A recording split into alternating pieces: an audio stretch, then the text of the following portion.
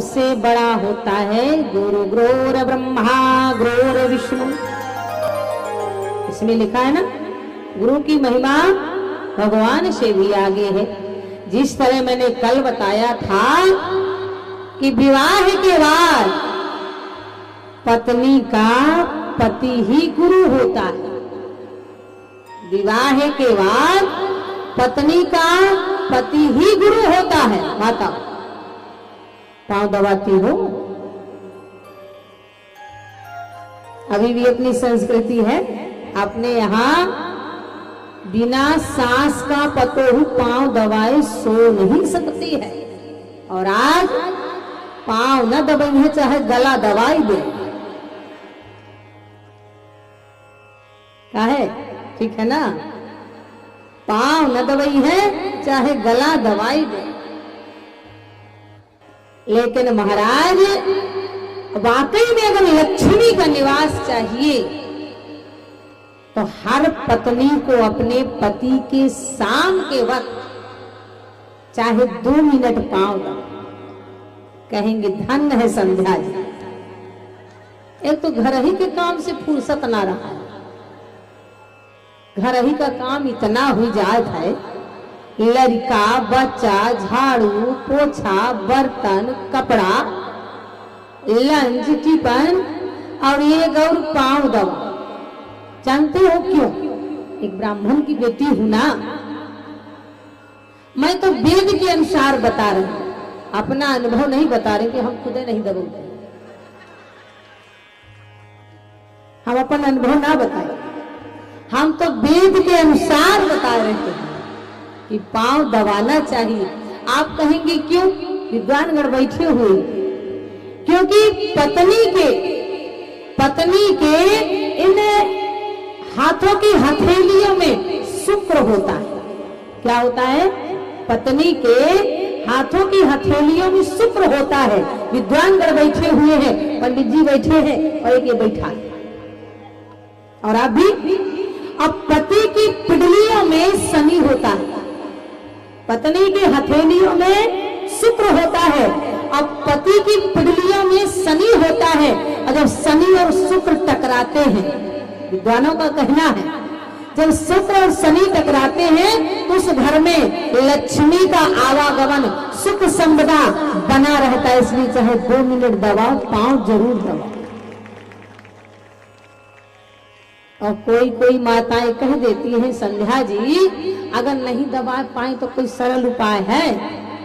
तो हम सरल उपाय भी बताए देते हैं। नहीं दबा पाती हो तो बड़ा सरल उपाय है, मार्केट जाइएगा, जहां तस्वीर मिलती है ना, बहुत सरल उपाय है।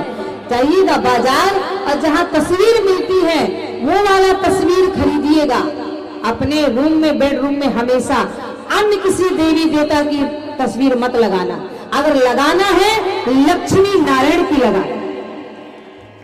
कल 1 तारीख है, आप याद रख लेना, फिर 1 साल बाद याद करना। और लक्ष्मी नारायण की वही तस्वीर लगाना है जिसमें नारायण लेटे हो शेष सैया में, क्षीर सागर में, और माता लक्ष्मी नरम नरम हाथों से उनके पांव दबा रही हैं, पांव दबाने के बराबर हो। वो तस्वीर लगाना चाहिए माताओं। तो बड़ा सरल उपाय है ना। हाँ, अब प्रसन्न हो गई है हमारी भाभी है कि कुछ तो फायदा की बात कियो, और नहीं ननदिया एक बार ससुराल भेजी तो तू दोबारा नाव ना ले, ऐसे हम तुम्हारे बात करें। तो महाराज आज यहाँ निवेदन करने जा रहे थे कि गुरु ऐसा बनाना चाहिए, गुरु ऐसा बनाना चाहिए कि अगर हम संकट में हो, कष्ट में हो, विपत्ति में हो, गरीबी में हो, हमारा गुरु हमें उपाय बता सके, रास्ता बता सके, भटकाए नहीं, धर्म का रास्ता बताए, हिंदुत्व बताए, संस्कृति बताए, मर्यादा बताए। गुरु ऐसा होना चाहिए। गुरु उम्र से ही नहीं होता कि गुरु केवल बूढ़ा होना चाहिए, गुरु ज्ञान से होना चाहिए। महाराज गुरु ज्ञान से होना चाहिए। वामन भगवान तो 52 अंगुल के थे, पर महाराज गुरु तो गुरु होता है। आज यहाँ गुरु कैसा भी हो पर गुरु के वचनों पे विश्वास करना चाहिए और गुरु को भी अपने चेले को कभी भटकाना नहीं चाहिए, बरगलाना नहीं चाहिए, हमेशा अपने चेले का रक्षा करना चाहिए। आज माता पार्वती भी गुरु के उसमें पक्ष में बोल पड़ी, काय अपराध रमापति कीन्हा।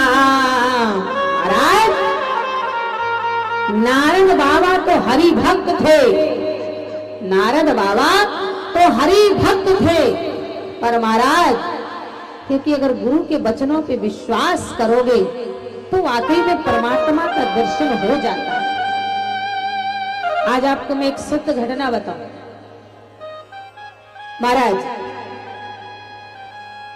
एक अयोध्या की सेठ जी थे, अपने अयोध्या के सत्य घटना है ये। तो अयोध्या के सेठ जी के माताओं 4 बेटे थे। भगवान की कृपा से सिठानी का स्वर्गवास हो गया था, पर आवागमन तो लगा रहता है।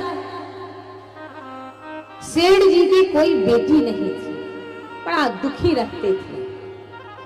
दुकान है, व्यापार है, पैसा रुपया, 4 बेटे हैं, 4 बहुएं भी, पर कोई मेरे बेटी नहीं, कोई मेरे बेटी नहीं है। एक दिन संत आए, महात्माओं को भोजन कराया और सेठ जी रो पड़े। जब सेठ जी रो पड़े, संतों ने कहा आपके पास किस चीज की कमी है जो आप रो पड़ते हो? सेठ जी ने कहा जिस चीज की कमी है उसे तो कोई पूरा ही नहीं कर सकता है। किस चीज की कमी है बताएं? सेठ जी ने कहा भगवान मेरी कोई बेटी नहीं। मुझे भी गर्व होता कि मैं एक बेटी का बाप हूं, मेरी भी कोई बेटी है। संतों ने कहा तो सेठ जी आप जानकी मैया को बेटी बना लीजिए, और जानकी मैया से बड़ी कोई बेटी हो सकती है? आहा।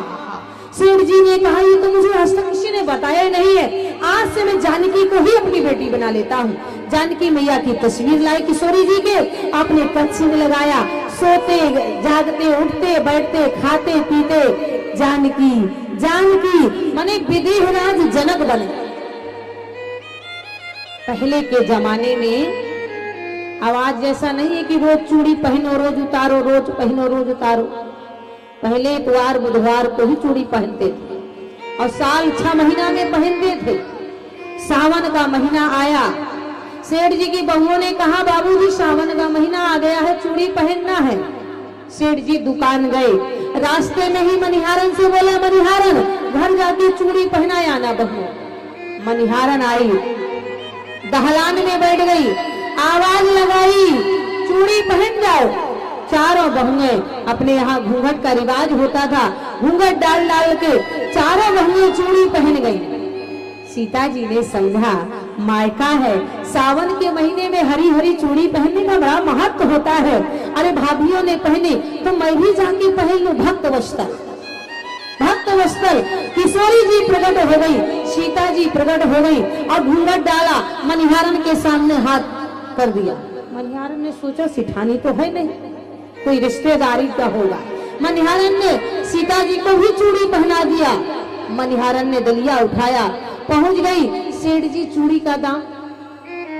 सेठ जी ने 4 बहुओं की चूड़ी का दाम दे दिया। मनिहारन ने फेंक दिया, सेठ जी इस बार 4 नहीं 5 लोगों ने चूड़ी पहना। सेठ जी बोले दिमाग खराब है, सिठानी का तो स्वर्गवास हो गया है, मेरे घर में 4 ही बहुएं हैं तो 4 का ही ना चूड़ी का दाम दूंगी, अगर बढ़ा दिया हो तो बता दो। मनिहारन बोली कोई भीख ना मांग रही हूँ, चूड़ी का दाम मांग रही हूँ। सेठ जी जब 5 लोगों ने चूड़ी पहना है तो 5 ही का दाम मांग रही हूँ, विश्वास ना हो तो घर जाके पूछ ले। मनिहारन ने दाम नहीं लिया। सेठ जी ने सत्य घटना, सेठ जी ने रात में दुकान बंद किया, घर आए, हाथ मुंह धोया, पूछ दिया क्यों भाई चूड़ी कितने लोगों ने पहना? बहुओं ने कह दिया बाबूजी हम तो 4 ही लोग हैं, 4 लोगों ने ही चूड़ी पहना। सेठ जी ने भोजन किया, अपने कक्ष में जाकर के जानकी मैया को प्रणाम किया और जानकी जानकी कहते कहते सो गए। पर जैसे ही सेठ जी सोए, माता सीता उदास है, आंखों में आंसू भरे हुए हैं और कहने लगी बड़ा सुंदर, बोले सपने में प्रकट हो जनक की दुलारी बोली। आहा, सेठ जी ने कहा बेटी तू उदास, आंखों में आंसू, कारण क्या है? आहा, भक्त वत्सलता। बोले सपने में प्रकट हो जनक की दुलारी बोली, बेटी तो बनायो तात नाता ना निभायो है। बोले बेटी तो बनायो तात नाता ना निभायो हो, अपने ही पिता का घर जान। हे पिताजी, बोले अपने ही पिता का घर जान, चार चूड़ी पहन ली, आपने चार चूड़ी का मोल ना चुकायो है। सपने में प्रकट हो जनक की दुलारी बोली, तनिया तो बनायो तात नाता ना निभायो है। माता जानकी ने जो ही कहा और माता जानकी रोते रोते महाराज विषम सी हो गई। आज यहाँ जब सेठ जी की एकदम से आंख खुली, सेठ जी के भी आंखों में भक्त वत्सलता के आंसू गिर पड़े। भक्त बही